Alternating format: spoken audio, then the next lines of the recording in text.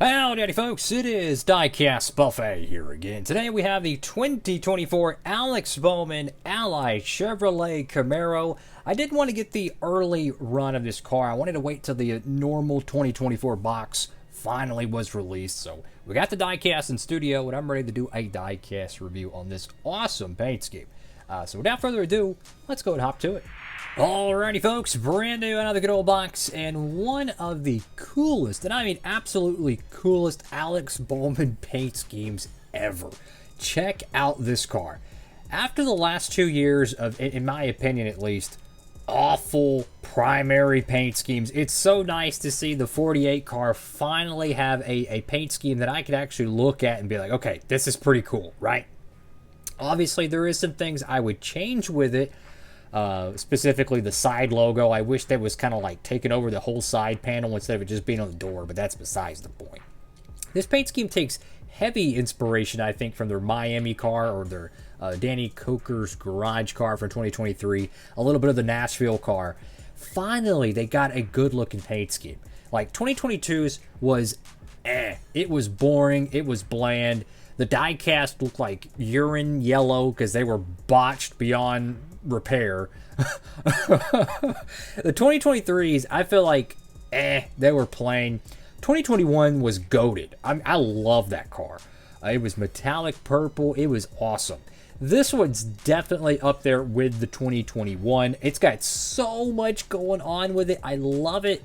I'm a huge fan of these like very modern action sport energy drink style paint schemes. If you've ever seen like rallycross racing energy drink style packaging, if you've ever seen like a Monster energy can or a Rockstar energy can or any of these energy drinks you see at your convenience stores or whatever, they have a very modern, very just really cool looking design to them.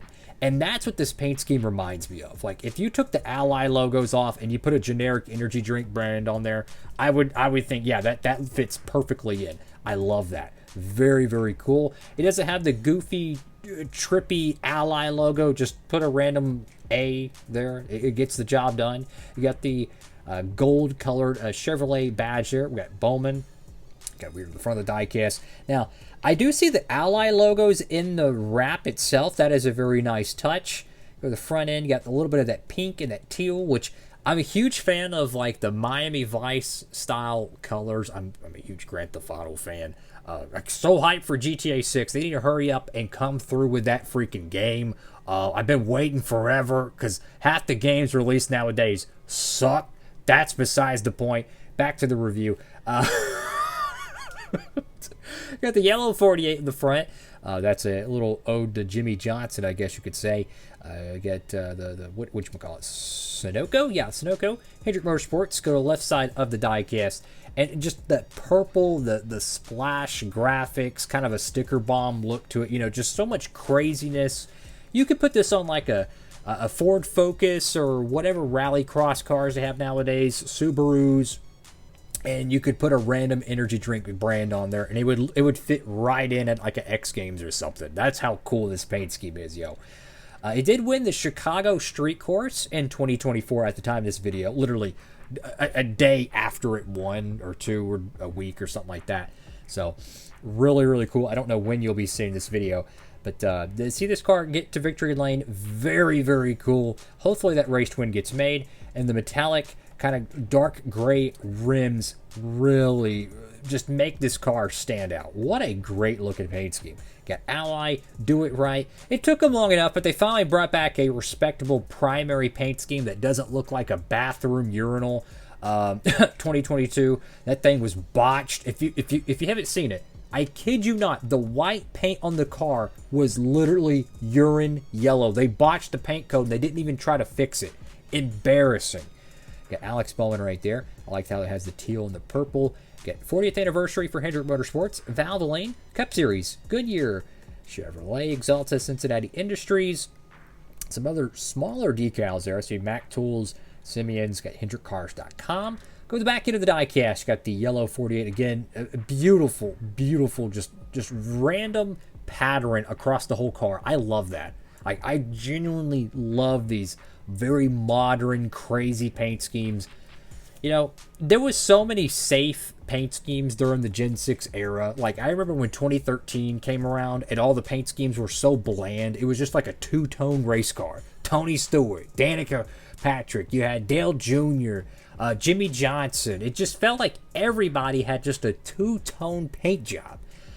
I'm so glad that we're in the era of paint schemes now where they're taking risks again. They're finally getting back to it where we're seeing some of these really cool modern wraps. And although a lot of the paint schemes in the Cup Series still underwhelm, in my opinion, any of the Ream cars, the Hunt Brothers Pizza cars, you get what I'm trying to say.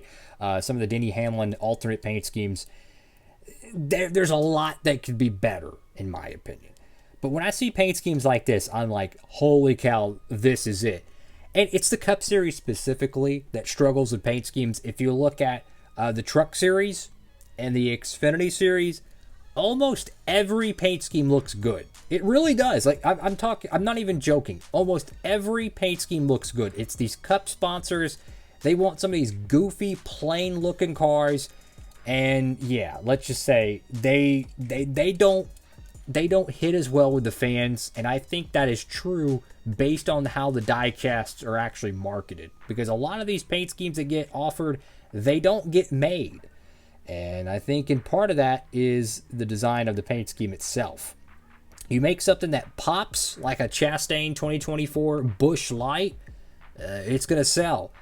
You got the number 48 right there on the roof. Ally, do it right. Ally, do it right once again on the deck lid. What an awesome diecast, guys. I love it. I wish the box design for this piece was just purple with the crazy, splash graphics. I'm going to zoom in really close here on the diecast, so bear with me. And I just want you to look at all the patterns to it. How cool would it be if the 164 box had all this craziness on it? That is so cool. I love that. I freaking love that. I mean, how cool would that be if the whole box just had that crazy splash graphics to it, and they could do the Alex Bowman font as the driver name font, or they could even do the Ally font if they wanted to get a little creative with it, I miss those 2009 boxes so much. I really wish they'd get their box design creativity back. I just don't understand why they have to make them as plain as newspaper. I don't get it. But at least the diecast is incredible. What do y'all think about it? Make sure to comment down below. Even the Nashville car for 2024 looks great. Hopefully it gets made. I doubt it. Bowman has had some very interesting alternate paint schemes the last few years. You had obviously the Danny Coker garage car. You had the Nashville paint schemes. And then you even had the Detroit Pistons car, which did not get made. Explain that to me. That's a marketing L. Like, you're going to run a paint scheme with an NBA team on it, and you don't market it enough to get a diecast made. That's asinine to me. But anyways, it's not 2003 where they actually market their diecast like they're supposed to. Anyways, what a cool looking car. Thank you all for watching. Have a blessed one. If you'd like to pick up this diecast or any of the new 2024 stuff, make sure to go to Circle B Diecast and use promo code, guys, Diecastbuffet. You could save a boatload on shipping for any orders $30 or more. Let me tell you, usually your orders will probably be around like $10 shipping, give or take, if you order, a large amount of cars. If you're able to take $6 off that, imagine only having to pay like $4 or $5 for shipping for a box full of diecasts. Insanely cheap. Love it. And for all these cats who do use, you are awesome. Or should I be pointing this way or that way? I don't know. But I'm grateful for it, guys. Thank y'all. Much love. That is all for now. Diecast Buffet. Signing off.